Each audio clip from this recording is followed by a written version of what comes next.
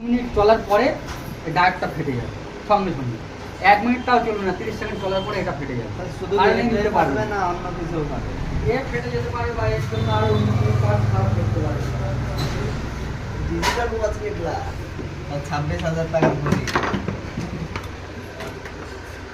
এখানে আমার ফোনটা দাও তো ভিডিও, ওই ওখানে আছে।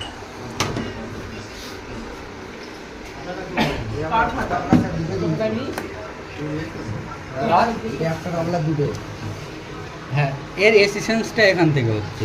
এই দেখো ওর যেমন এই যে রেজিস্ট্যান্সগুলো এসিস্ট্যান্স করা হচ্ছে মানে এই এলইডি দিয়ে, এর রেজিস্ট্যান্সটাই দেখো এই 230 ভোল্ট থেকে নেওয়া হচ্ছে। আর এপার থেকে এই দেখো এই উল্টো দিক থেকে এই ছিদ্র, যখন ভাববে যে কোনো কিছু ছিদ্র আছে মানে উল্টো দিকে প্রিন্ট উঠছে, আর এর এই ছিদ্র মানে এই এখান থেকে এসে এই 230-এ লাগবে।